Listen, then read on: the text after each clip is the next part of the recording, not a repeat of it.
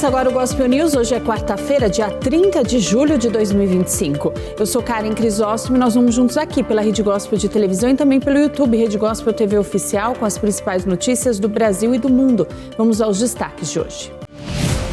Estados Unidos sancionam Alexandre de Moraes com lei Magnitsky e acusam o ministro de se envolver em graves abusos de direitos humanos. Na decisão, o governo americano diz que Moraes é responsável por campanha opressiva de censura, detenções arbitrárias e perseguição política.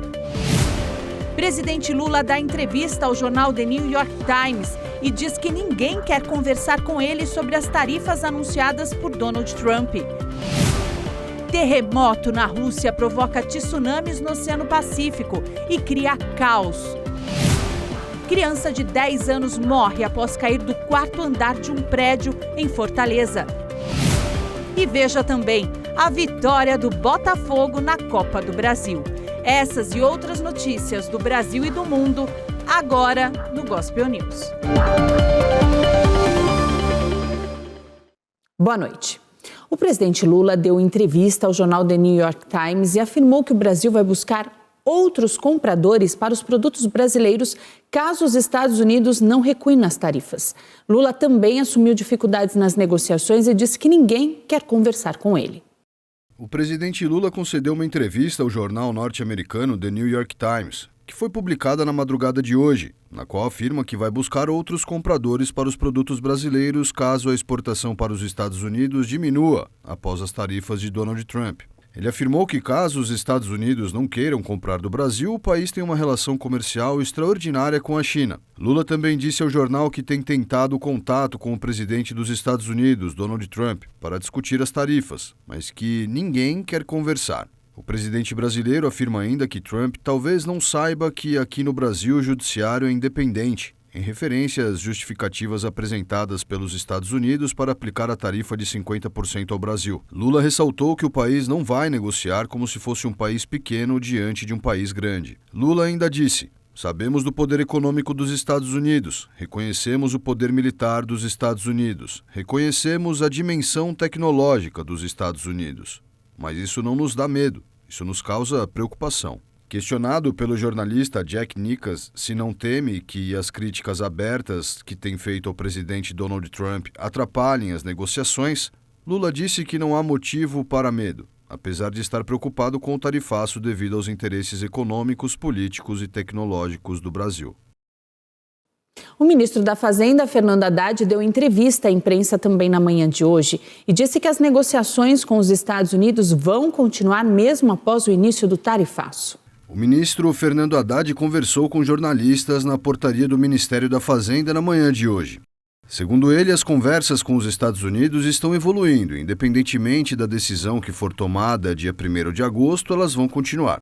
Até esta quarta-feira, os Estados Unidos não se manifestaram, tampouco apresentaram uma nova alternativa à proposta. O ministro disse ainda que vem buscando contato com o secretário do Tesouro dos Estados Unidos, Scott Bessent, mas que ele está com a agenda ocupada, fechando acordos na Europa. Eu já liguei para o Bessent, já me reuni com o Bessent na Califórnia. Haddad explicou que a assessoria dele pediu um pouco de paciência em função das missões que Bessent está cumprindo na Europa. Vamos negociar, vamos conversar. Questionado se o programa de apoio às empresas e aos trabalhadores afetados pelo tarifaço dos Estados Unidos será anunciado na próxima sexta, se o tarifaço entrar em vigor, Haddad disse que isso cabe ao presidente Luiz Inácio Lula da Silva decidir. O presidente manifestou muita tranquilidade em relação ao plano de contingência. São vários cenários que foram apresentados. E ele falou, olha, eu não vou me fixar em data porque eu tenho uma relação histórica com os Estados Unidos. O governo deve adotar um plano nos moldes do que aconteceu na pandemia da Covid-19, quando o governo pagava parte ou a íntegra de salários de empregados do setor privado, em troca da manutenção dos empregos. De acordo com a Câmara Americana de Comércio para o Brasil, o aumento das tarifas de importação dos EUA sobre produtos brasileiros pode impactar cerca de 10 mil empresas brasileiras. Elas possuem juntas mais de 3 milhões de colaboradores. O economista Samuel Pessoa afirmou que o tarifaço do presidente americano Donald Trump está jogando o Brasil para os braços da China. O economista e pesquisador Samuel Pessoa comentou sobre as tarifas que o presidente americano Donald Trump promete aplicar ao Brasil. As sobretaxas comerciais de 50% sobre os produtos brasileiros, anunciadas em 9 de julho pelo presidente americano, devem entrar em vigor nesta sexta-feira, 1º de agosto. O presidente Trump, quando a gente lê a carta que ele escreveu para justificar as tarifas, nota-se que a disputa dele com o Brasil, a diferença dele com o Brasil, não é uma diferença de natureza econômica ou comercial. Os Estados Unidos têm superávit no comércio brasileiro. A gente tem nos Estados Unidos um parceiro importante e essas tarifas de importação do Trump praticamente inviabilizam as exportações brasileiras para os Estados Unidos. Caso as tarifas entrem em vigor, Samuel Pessoa adverte que retaliar não é uma medida adequada. A gente, no momento, não tem muito o que fazer. Retaliar seria nós passarmos a tributar, tarifar as nossas importações dos Estados Unidos, generalizadamente, não me parece um bom caminho. Para o economista, o tarifaço terá consequências no âmbito geopolítico. Agindo da forma que ele está agindo contra o Brasil, sem nenhuma motivação clara, ele está jogando o Brasil no colo da China. O ministro da Fazenda, Fernando Haddad, disse considerar que há um sinal de abertura dos Estados Unidos para o diálogo sobre a iminente imposição de tarifas por parte de Trump. O vice-presidente Geraldo Alckmin recebeu representantes das grandes empresas de tecnologia dos Estados Unidos, incluindo Google, Amazon e Apple.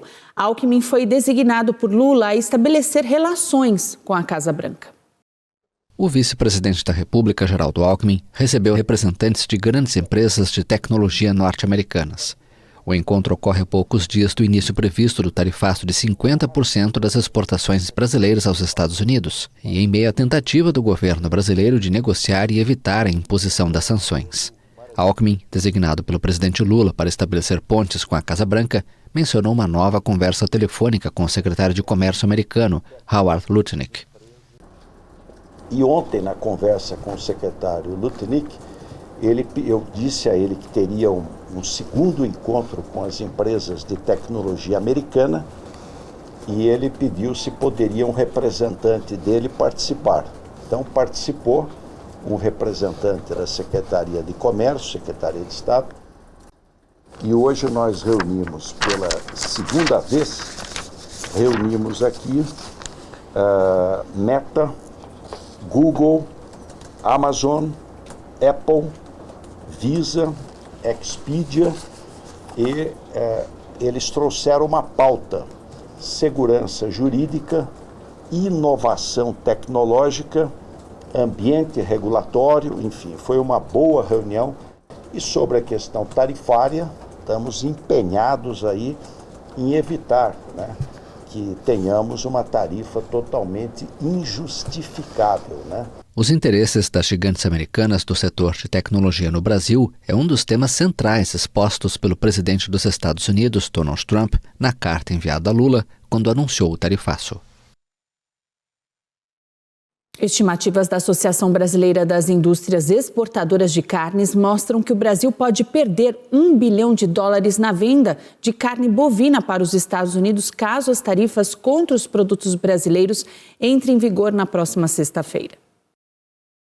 Os Estados Unidos são o segundo maior comprador de carne bovina nacional, depois da China. Segundo o Ministério da Agricultura, eles importam 12% de todo o volume que o Brasil vende para o exterior, enquanto os chineses levam praticamente metade. De acordo com Roberto Perosa, diretor da ABIEC, as empresas brasileiras de carne bovina esperam vender cerca de 400 mil toneladas até o final do ano para os Estados Unidos, mas a imposição de uma nova tarifa tornaria as vendas inviáveis.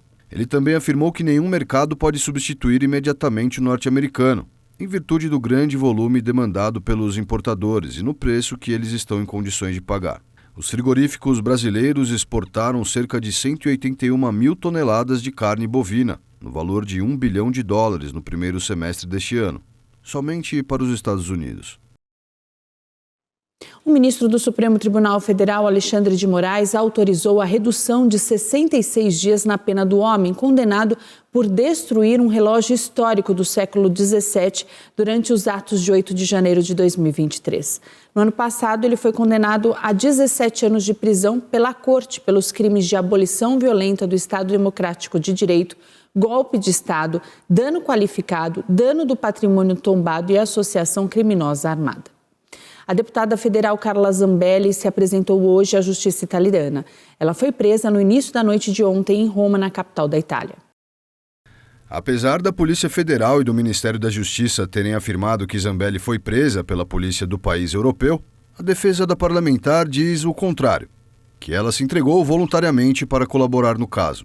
A deputada brasileira está na lista da difusão vermelha da Interpol após pedido do ministro do STF, Alexandre de Moraes. Ela pode ser deportada para ser presa no Brasil, visto que possui mandado de prisão em aberto no país. Zambelli havia fugido para a Itália depois de ter sido condenada pelo Supremo Tribunal Federal a 10 anos de prisão no caso da invasão hacker ao sistema do Conselho Nacional de Justiça. A informação também foi confirmada pelo deputado italiano Angelo Bonelli, da coalizão Aliança Verde Esquerda. Ele afirmou no perfil dele na rede social X que localizou a deputada Carla Zambelli em um apartamento em Roma e forneceu a informação da localização à polícia. Na tarde desta quarta-feira, o governo dos Estados Unidos sancionou o ministro brasileiro Alexandre de Moraes com a Lei Magnitsky. Segundo o governo americano, todos os eventuais bens de Alexandre de Moraes nos Estados Unidos estão bloqueados, assim como qualquer empresa que esteja ligada a ele. O ministro também não pode realizar transações com cidadãos e empresas norte-americanas. O secretário de Tesouro, Scott Bessent, mencionou diretamente uma suposta caça às bruxas, tendo o ex-presidente Jair Bolsonaro como alvo por parte do ministro. Ele disse que o ministro assumiu para si o papel de juiz e júri em uma caça às bruxas ilegal contra cidadãos e empresas dos Estados Unidos e do Brasil. No comunicado, o secretário afirma ainda que Moraes é responsável por uma campanha opressiva de censura, detenções arbitrárias que violam os direitos humanos e processos judicializados com motivação política, inclusive contra o ex-presidente Jair Bolsonaro. Ele finaliza dizendo que o Tesouro continuará responsabilizando aqueles que ameaçam os interesses norte-americanos e as liberdades dos cidadãos. Nas redes sociais, o deputado licenciado Eduardo Bolsonaro comemorou a decisão e disse que a anistia ampla, geral e irrestrita é urgente para restaurar a paz, devolver a liberdade aos perseguidos e mostrar ao mundo que o Brasil ainda acredita na democracia. O parlamentar disse também que o mundo está olhando para o Brasil e que a decisão do governo norte-americano é um marco histórico e um alerta de que abusos de autoridades agora têm consequências globais. Até o fechamento da edição, o ex-presidente Jair Bolsonaro não havia se manifestado. Um dos terremotos mais fortes já registrados provocou tsunamis no Oceano Pacífico. O tremor de 8,8 de magnitude na Rússia levou a onda de 4 metros no Havaí e também no Japão. Um forte terremoto no extremo oriente da Rússia, uma região pouco povoada, causou tsunamis de até 4 metros de altura no Pacífico. Do Havaí ao Japão, milhões de pessoas precisaram ser evacuadas. O tremor atingiu Petropavlovsk, na remota península de Kamchatka, na Rússia. O fenômeno foi o maior desde 2004, quando um terremoto de magnitude 9,1, perto da ilha de Sumatra, na Indonésia, desencadeou um tsunami no Oceano Índico, matando cerca de 220 mil pessoas em 11 países. Autoridades russas disseram que um tsunami inundou a cidade de Severo-Kurilsk, destruindo a área portuária e submergindo a indústria pesqueira local. A população de cerca de 2.000 pessoas foi evacuada. A imprensa estatal russa informou que várias pessoas ficaram feridas sem gravidade. Autoridades de países com litoral no Pacífico, da América do Norte e do Sul, incluindo Estados Unidos, México, Equador e Colômbia, emitiram alertas para evitar praias ameaçadas e áreas baixas. No Japão, quase 2 milhões de pessoas foram aconselhadas a se deslocar e muitas partiram de carro ou a pé para áreas mais altas. Uma mulher morreu quando seu carro caiu em um penhasco durante a tentativa de evacuação. Na praia de Inagi, na província de Chiba, no Japão, um perímetro de segurança foi estabelecido e trabalhadores da usina nuclear de Fukushima, no nordeste do Japão, destruída por um grande terremoto e tsunami em 2011, foram evacuados. No Havaí, o governador Josh Green disse que os voos de ida e volta para a ilha de Maui foram cancelados por precaução.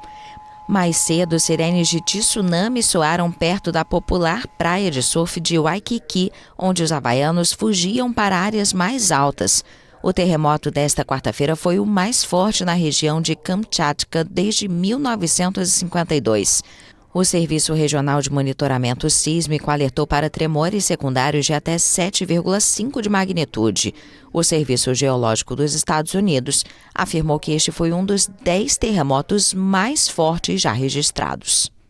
Horas mais tarde, o Havaí suspendeu a ordem de evacuação após o alerta de tsunami. O Japão também reduziu os alertas, mas o caos já havia tomado conta das cidades costeiras.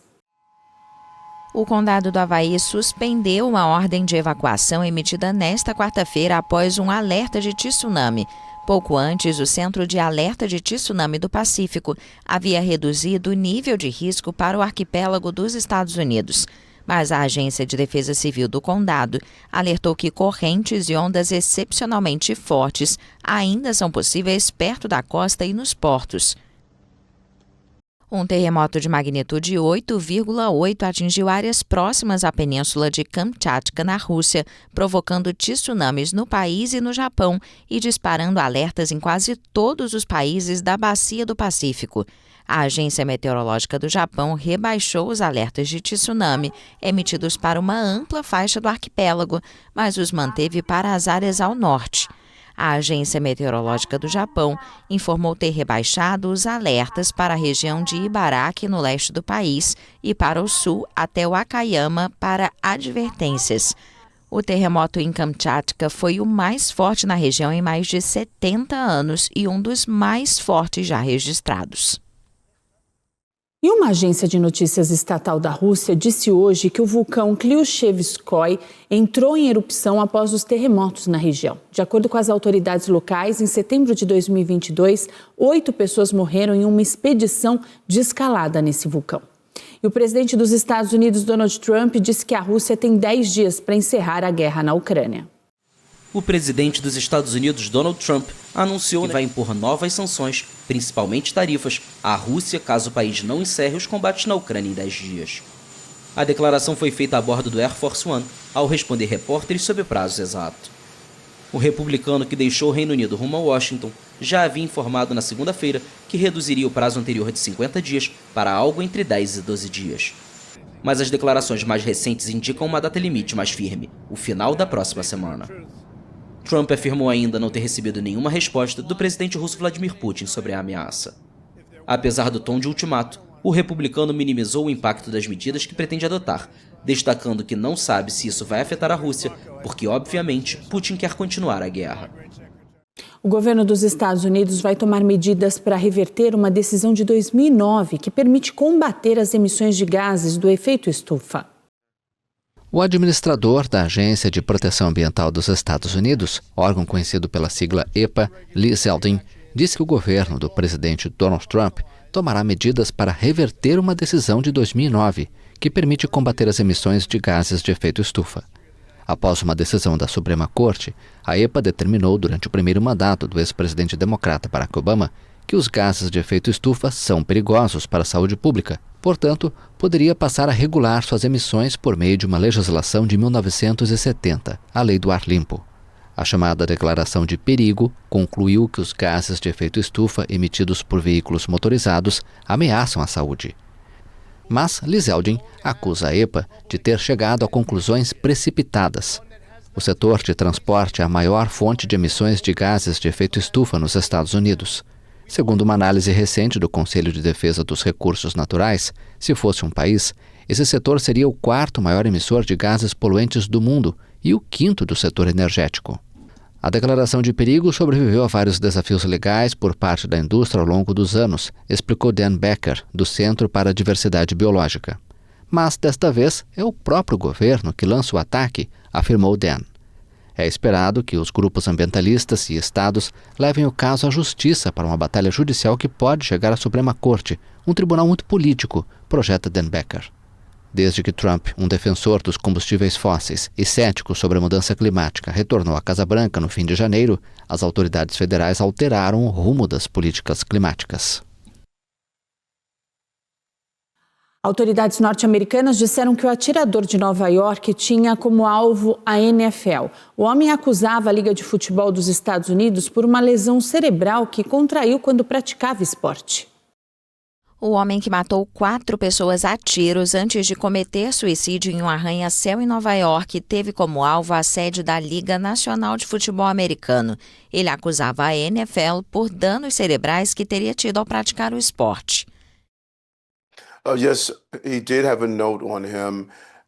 Sim, ele tinha um bilhete. O bilhete insinuava que ele sentia ter ETC, uma lesão cerebral conhecida em praticantes de esportes de contato. Ele parece ter culpado a NFL pela lesão.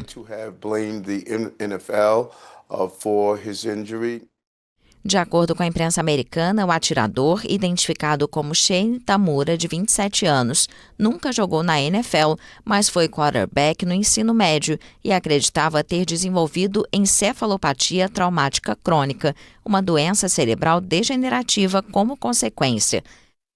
De acordo com a polícia, o agressor percorreu 3.600 quilômetros entre Las Vegas, onde morava, e a cidade de Nova York para realizar o ataque. No bilhete encontrado em sua carteira pela polícia, o agressor escreveu: "Estudem meu cérebro, me desculpem."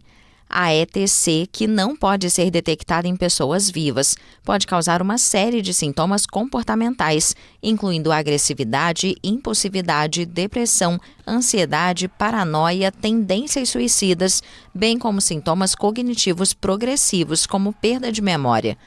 Desde o início dos anos 2000, diversos estudos têm destacado a ligação entre essa degeneração cerebral e golpes repetidos na cabeça, que causam concussões e outros traumas cranianos, comuns na carreira de um jogador.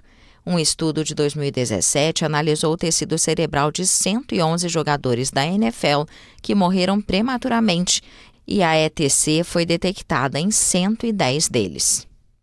O Fundo Monetário Internacional aumentou a previsão de crescimento global para este fim de ano.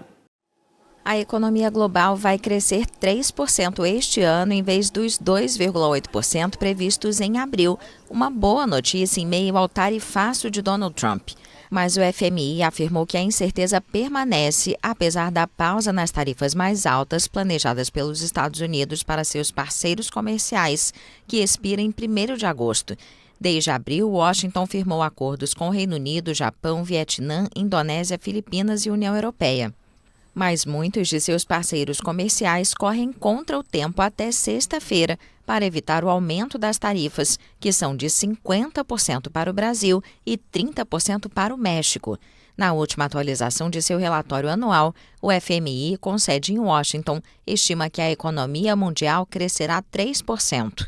O número é 0,2 ponto percentual superior às previsões de abril, mas abaixo do crescimento observado em 2024, de 3,3%.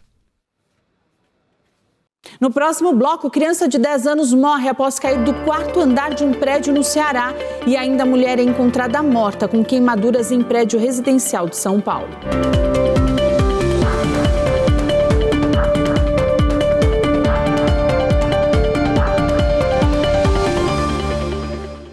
A juíza Tula Correia, da 3ª Vara Criminal do Rio de Janeiro, aceitou a denúncia do Ministério Público e tornou réus por tentativa de homicídio qualificado o rapper Oruan e o amigo dele, William Matheus. Essa é a primeira vez que o artista se torna réu por tentativa de homicídio. Um vídeo da noite da operação da polícia mostra o rapper esmurrando um carro da corporação antes de os agentes deixarem o local. Segundo a denúncia, após a apreensão do adolescente, os 2 denunciados e outros indivíduos não identificados passaram a lançar pedras contra os policiais de uma altura de 4,5 metros. Um dos agentes foi atingido nas costas e o outro precisou se abrigar atrás da viatura. O Ministério Público do Rio de Janeiro sustenta que os réus agiram com dolo eventual, assumindo o risco de matar os agentes, e destaca que as pedras lançadas pesavam quase 5 quilos. Além dos ataques físicos, o cantor fez publicações nas redes sociais incitando a violência contra a polícia e desafiando abertamente a presença de agentes no Complexo da Penha. Eu quero ver você vir aqui, pô! Me pegar aqui dentro do complexo! Não vai me pegar só por causa que aqui você espelha! A promotoria afirma que os atos configuram motivo torpe, meio cruel e tentativa de homicídio contra agentes em serviço, o que pode enquadrá-los na lei dos crimes hediondos. A defesa dele nega a tentativa de homicídio e afirma que o rapper não atentou contra a vida de ninguém e que isso será devidamente esclarecido nos autos do processo. Mas a assessoria de imprensa do artista chegou a dizer posteriormente que, em um momento de extremo desespero e legítima defesa, Oruan jogou pedras nos mais de 20 carros descaracterizados que estavam na porta dele, após ser ameaçado de morte com armas de fogo. A Polícia Civil do Rio de Janeiro prendeu Luiz Felipe Martins, um dos suspeitos do envolvimento de um triplo homicídio em Nova Iguaçu, na Baixada Fluminense. O crime aconteceu no dia 14 de dezembro do ano passado em um bar do bairro Prados Verdes. As vítimas desse ataque foram confundidas com milicianos por traficantes do Comando Vermelho. Uma criança de 10 anos morreu após cair do 4º andar de um apartamento em Fortaleza. As autoridades acreditam que a criança teria caído por uma abertura na tela de proteção. O acidente aconteceu no apartamento dos avós paternos do menino, no bairro Aldeota, região da área nobre de Fortaleza. A principal hipótese é que a criança caiu por uma abertura na tela de proteção da sacada de um dos quartos. Segundo informações da perícia, os ganchos que sustentam a tela de proteção estavam enferrujados. Por isso a suspeita é que o menino teria conseguido forçar uma abertura na tela. O menino estava com a irmã de 12 anos no apartamento dos avós, mas o avô havia saído para pegar a avó. O avô do menino é síndico do condomínio e, enquanto estava buscando a avó dele, recebeu a ligação informando que uma pessoa havia caído do prédio. Quando ele chegou ao local, encontrou o neto. A principal linha de investigação é que o caso foi um acidente. A empresa de transportes Motiva iniciou uma parceria com o Serviço Nacional de Aprendizagem Industrial para oferecer cursos gratuitos de formação de condutores de trem na capital paulista. 80 condutores devem ser formados neste ano. A iniciativa vai priorizar a seleção de moradores das regiões do entorno das linhas administradas pela concessionária. São elas Itapevi, Jandira, Barueri, Carapicuíba, Osasco, São Paulo, Cotia, Taboão da Serra e Embu das Artes. Segundo a empresa, todos os alunos aprovados ao final do curso poderão trabalhar na Motiva, conforme forem surgindo vagas nas linhas operadas pela concessionária ao longo dos 6 meses seguintes à formação. O curso é voltado a pessoas a partir de 24 anos, que tenham ensino médio completo e disponibilidade para trabalhar em regime de turnos, incluindo os fins de semana. A formação tem duração de 3 meses, com aulas presenciais noturnas na unidade Senai Vila Leopoldina, localizado na zona oeste da capital paulista. A Motiva diz que o curso é uma porta de entrada para uma carreira em um setor essencial e em expansão. Os operadores de trem são contratados em regime CLT, com pacote de benefícios. Uma mulher foi encontrada morta na manhã de hoje com queimaduras no apartamento onde vivia na zona sul de São Paulo. O Corpo de Bombeiros foi acionado para combater o incêndio, mas ao chegar ao local constataram que não havia marcas de fogo no apartamento, apenas queimaduras no corpo dela. Ela foi encontrada na escada de emergência do prédio com os dedos e o rosto queimados. Uma mulher de 43 anos morreu após cair de uma motocicleta e ser atropelada por um caminhão em Carapicuíba, na Grande São Paulo. Segundo a Secretaria da Segurança Pública, a vítima estava na garupa de uma moto quando houve uma colisão traseira. O impacto fez com que a mulher caísse na via, sendo atingida por um caminhão. O condutor da moto afirmou à polícia ter pedido a amigos que retirassem a motocicleta do local do acidente. Ainda de acordo com a Secretaria, ele usava uma conta falsa no aplicativo de transporte 99 Moto e não possuía carteira de habilitação nacional e por isso foi preso em flagrante. A seguir, milhares vão às ruas em Birmingham para se despedir de Ozzy Osbourne.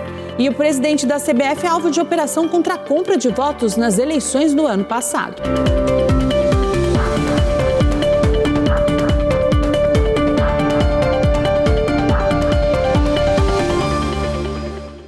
Portugal conseguiu controlar nesta quarta-feira alguns dos grandes incêndios florestais que consomem áreas do norte e do centro do país. Na Espanha, o fogo causou enorme destruição e levou à evacuação de vilas e o fechamento de estradas. Os bombeiros conseguiram controlar algumas das dezenas de incêndios florestais que assolam Portugal nesta quarta-feira. Ao mesmo tempo, aumentam os temores de que as condições meteorológicas possam atiçar ainda mais as chamas. Cerca de 2.000 bombeiros, apoiados por aviões, foram mobilizados para 7 grandes incêndios no norte e centro do país, de acordo com o último boletim da Agência de Proteção Civil. Centenas de outros estavam concentrados no controle de focos, que estavam em processo de resolução e não apresentavam risco de propagação. Um incêndio que começou em um parque nacional perto de Ponte da Barca, no norte do país, no sábado, estava implacável, levando o prefeito Augusto Marinho a pedir reforços para a vila de Germil, ameaçada de ser cercada pelas chamas. Enquanto isso, um incêndio no centro, perto de Arouca, que começou na segunda-feira, era o que mais mobilizava recursos, com 780 bombeiros, 260 veículos e 8 aeronaves. Do outro lado da fronteira, na Espanha, um incêndio destruiu 2.500 hectares na província ocidental de Cáceres, levando à evacuação de 6 aldeias e ao fechamento de estradas. Na província vizinha de Ávila, outro incêndio que começou na segunda-feira isolou a vila de El Arenal. As autoridades portuguesas e espanholas emitiram alertas públicos sobre o risco de incêndios em meio a condições extremamente secas. Os dois países, como muitos outros, enfrentam incêndios florestais todos os verões. Especialistas afirmam que as mudanças climáticas estão aumentando a frequência e a intensidade desses eventos e das secas em todo o mundo.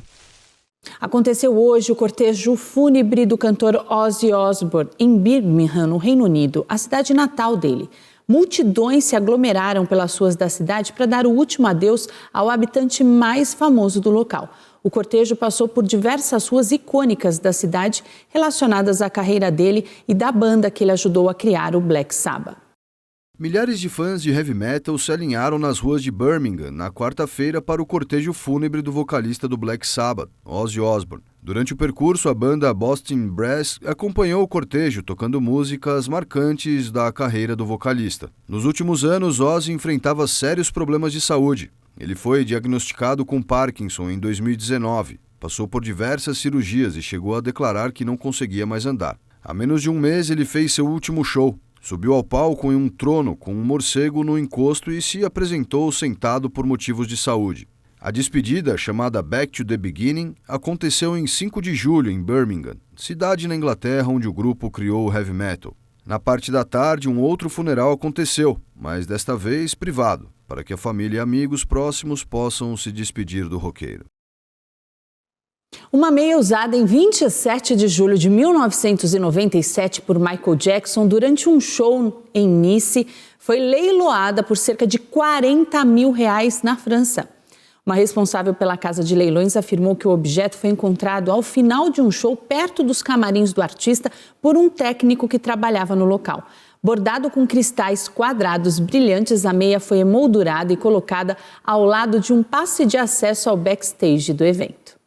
E a Polícia Federal deflagrou hoje uma operação contra o presidente da CBF, Samir Chowdhury, que investiga a compra de votos nas eleições municipais do ano passado em Roraima.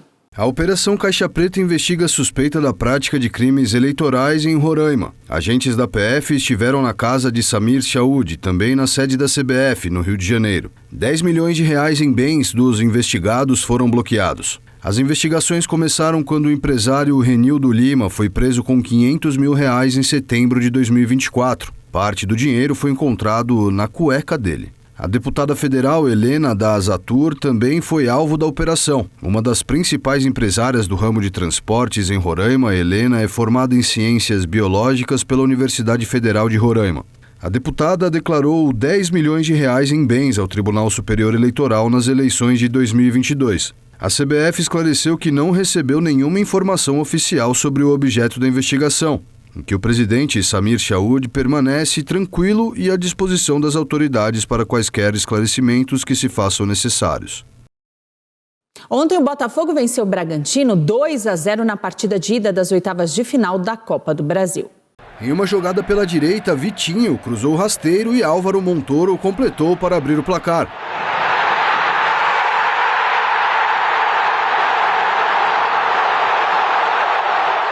Aos 32 minutos, o Botafogo puxou um rápido contra-ataque. Cuiabano recebeu e de perna esquerda colocou a bola na cabeça de Alexander Barbosa.